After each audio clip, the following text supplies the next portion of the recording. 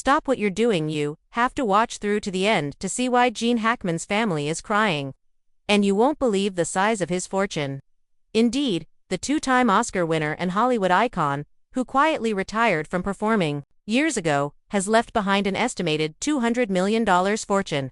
And the way it is being divided is causing a stir in the public, playing rugged no-nonsense roles in movies like Bonnie and Clyde and The French Connection. Gene Hackman made his debut in the 1960s. Not only did he win honors during his 5-decade career, but he also made shrewd money from stock selections, real estate investments, and back-end agreements on blockbusters. He had residences in New York and Los Angeles as well as a large ranch in New Mexico. He kept a quiet profile while investing in local companies, tech startups, and art collections, all while keeping an eye on the growth of his nest pile. His publicist issued a brief statement following Gene's peaceful death at home last month, at the age of 94, although his financial legacy was not mentioned.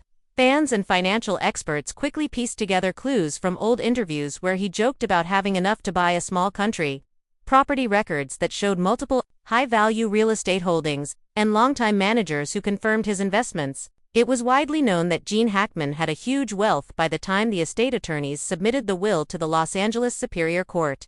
According to reports, Gene left his two daughters, Elizabeth and Christine, the most of his assets, in his will, with each receiving over $80 million. A $20 million trust for his 50-year wife Betsy's lifetime care is designated as its executor and beneficiary. An additional $10 million has been allocated for close friends, former co-stars, and longtime employees, including drivers, assistants, and makeup artists who have remained faithful over the years.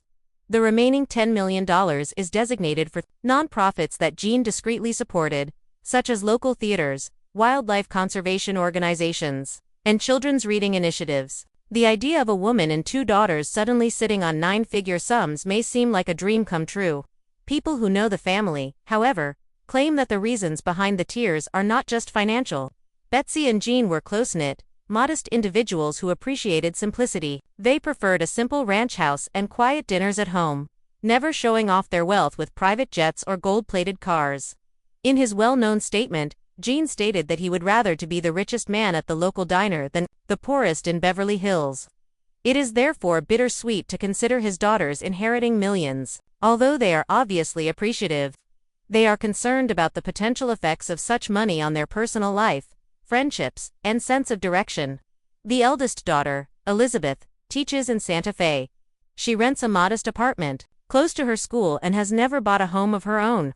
The younger Christine is the director of a nonprofit organization that provides arts instruction to underprivileged children in Los Angeles. Both have had humble lives, funding their passions with minor grants and summer employment.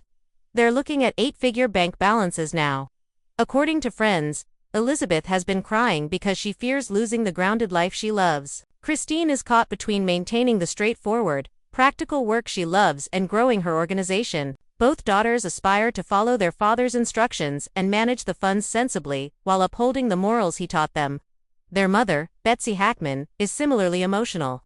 Since 1963, she has been Gene's partner, supporting him through the highs and lows of Hollywood. She will be able to live comfortably for decades with the $20 million trust. But she has no interest in expensive vehicles or homes. Rather, she is discussing utilizing a portion of her trust to establish a foundation in Gene's honor, a fund that will provide mentorship and scholarships to aspiring performers from small towns. Gene is passionate about this cause, and Betsy sees it as a means of preserving his legacy. However, there are difficulties in dividing up a huge estate like this.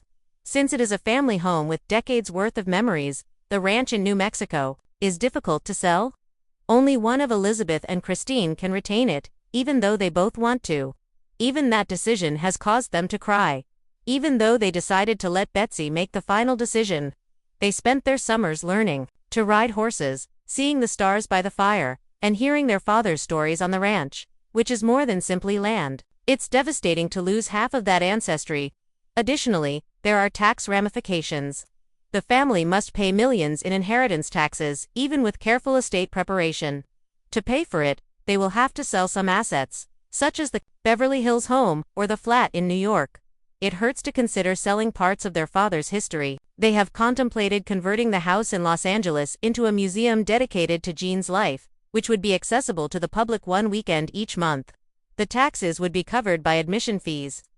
Although it's a novel approach, it has drawbacks of its own, including personnel requirements, upkeep expenses, and the psychological toll of transforming a family home into a tourist destination. If Gene Hackman's story and the struggles his family endures have touched you, be sure to subscribe right away for more tales of the people who make the news and the legacy they leave behind. You only need to click to get your next glimpse of Hollywood's secret facets.